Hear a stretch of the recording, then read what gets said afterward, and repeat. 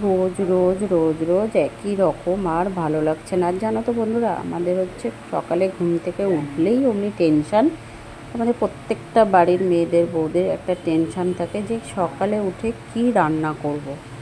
আর বলো না, বাড়িতে তো একজন নিরামিষ খায় আর সবাই মাছ মাংস। তো দেখো সকালে উঠে ভাত হয়ে গেছে, ভাত তো করে নিয়েছি। এদিকে দেখো আলু পটলের তরকারিটাও প্রায় হয়ে গেছে। আদা জিরে বাটা দিয়ে ভালো করে রান্না করে নিয়েছি। আর প্রথমে না পটলটাকে আমি আগে ভেজে তুলে নিয়েছিলাম, গরম তেলে দিয়ে ভেজে তুলে নিয়েছিলাম। তারপরে গোটা গরম মশলা দিয়ে আলু আর টমেটোটা কেটে বেশ লাল লাল করে ভেজে নিয়ে আদা জিরে বাটা দিয়ে ভালো করে কষিয়ে নিয়ে নুন হলুদ লঙ্কার গুঁড়ো স্বাদ মতন দিয়ে এখন দেখো সামান্য একটু মিষ্টি দিয়ে দিয়েছি। আর সবার শেষে একটু ঘি দেবো, দিয়ে নামিয়ে নেব। আর কি রান্না করব কি রান্না করব, এটা তো একটা নিরামিষ খাবার হয়ে গেল। এবারে একটু ডাল করব, আর সাথে আছে তোমার আজকের হাঁসের ডিম। তো বন্ধুরা, হাঁসের ডিম তো নিয়ে চলে এসেছে। হাঁসের ডিম জানো তো আমার এমন অবস্থা হয় না, মানে আমি জানি না, আমি অনেক দিদিভাইদের ভিডিও দেখি গ্রাম সাইডে যারা হাঁসের ডিম রান্না করে, তারা কি সুন্দর হাঁসের ডিমটা সিদ্ধ করে বেশ সুন্দর গোটা গোটা ছাড়িয়ে নেয়। আর আমি হাঁসের ডিম সিদ্ধ করি, কোনো দিনও গোটা গোটা ছাড়াতে পারি না। সেমভাবে সেম প্রসেস করেই কিন্তু আমি হাঁসের ডিম সিদ্ধ করি। প্রথমে হাঁসের ডিমগুলোকে ভালো করে ধুয়ে নিয়ে একটা পাত্রে জল দিয়ে গ্যাসের মধ্যে বসিয়ে ডিমগুলোকে দিয়ে সামান্য একটু নুন দিয়ে বেশ 20 থেকে 25 মিনিট ভালো করে সিদ্ধ করে নামিয়ে রেখে যখন ডিমটা ঠান্ডা হয়ে যায় তখন হচ্ছে জল দিয়ে ছাড়ানোর চেষ্টা করি। সেই একই অসুবিধা হয়ে যায়।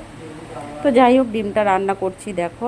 কড়ায় তেল দিয়ে আগে ডিমগুলোকে ভেজে তুলে নিয়ে কড়ায় তেল দিয়েছি, দিয়ে গোটা গরম মশলা গোটা শুকনো লঙ্কা ফোড়নে দিয়ে বেশ কিছুটা পেঁয়াজ কুচি, গোটা শুকনো লঙ্কা দিয়ে পেঁয়াজ কুচি টমেটো কুচি দিয়ে বেশ লাল লাল করে ভেজে নিয়ে দেখো আদা রসুন পেস্ট দিয়ে দিলাম। গোটা জিরে একটু পেস্ট করেছিলাম সেটাও দিয়ে দেবো। আর হ্যাঁ বন্ধুরা, যারা যারা আমার ভিডিও দেখো, পুরো ভিডিওটা দেখলে তাদেরকে অসংখ্য ধন্যবাদ। অবশ্যই কমেন্ট বক্সে জানিয়ে যেও, কিন্তু কেউ কিন্তু বলে যাচ্ছ না যে তোমরা আমার বন্ধুরা কোথা থেকে আমার ভিডিও দেখছো। আর সবথেকে বড় কথা হচ্ছে, তোমরা আমার ভিডিওটা যে দেখছো, আমাকে তো তোমার পরিবারে যেতে হবে তাই না? কিন্তু কি করে যাব বলো? তোমরা তো আমাকে না বলে গেলে, না আমাকে কমেন্ট রেখে গেলে, দেখলে চলে গেলে কি হবে? তাই বলছি, একটা কমেন্ট রেখে যেও, তাহলে তোমারও ভালো লাগবে আমারও ভালো লাগবে। যখন তুমি আমার পরিবারে এসে, আমাকেও তো তোমার পরিবারে যাওয়া দরকার তাই না? নাহলে কিন্তু ফেসবুকে মিলেমিশে কাজ করতে হয় তাই না? তো যাই হোক, দেখো ভালো করে কষিয়ে নিয়েছি। মশলাটা কিন্তু প্রায় কষানো হয়ে গেছে, কষিয়ে নিয়েছি। এবারে আমি এতে নুন দেবো, হলুদের গুঁড়ো দেবো, লঙ্কার গুঁড়ো দেবো, বেশ পরিমাণ মতন দিয়ে নেব। আর হ্যাঁ, তোমাদেরকে বলছিলাম না যে হাঁসের ডিম মানে আমি আর সিদ্ধ হয় হয় ঠিকই, কিন্তু আমি ছাড়াতে পারি না। এটা কিভাবে করা যেতে পারে, যারা জানো আমাকে অবশ্যই কমেন্ট করে জানিয়ে যেও কেমন। তো যাই হোক, জল দিয়ে দিলাম। এবার একটু ভালো করে কষিয়ে নেব। আরও কিছু সময় কিন্তু মশলাটা কষাতে হবে, এখন অবধি কষানো হয়নি।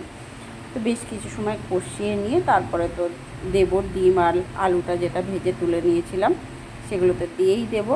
তো বন্ধুরা, কে কোথা থেকে আমার ভিডিও দেখছো কমেন্ট বক্সে কিন্তু জানিয়ে। আর এদিকে দেখো আমার এদিকে আলু পটলের তরকারিটা রান্না হয়ে গেছে, এবার একটু ঘি দিয়ে দিলাম। এবারে তো নামানোর সময় হয়েছে। আর ওদিকে জানো, আমি তো এদিকে রান্না করছি আর ওদিকে বগর বগর করেই যাচ্ছে, সকালের চা হয়নি, সকালের চা হয়নি, সকালের চা হয়নি জানো।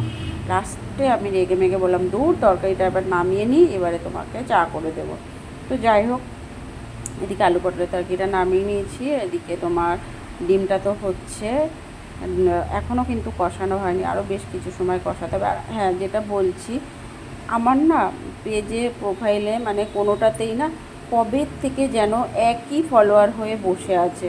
ফলোয়ার আর না বাড়ছে না কিছু। আমি কিন্তু সবার পরিবারে যাই, যারই ভিডিও আসুক না কেন আমি সবার ভিডিও দেখি, পুরো ভিডিওটা দেখি, রিয়াকশান দিই, লাভ কমেন্ট করি, ঠিক আছে, ব্যাক কমেন্ট করি, রিপ্লাই কমেন্ট করি, কিন্তু হয় না।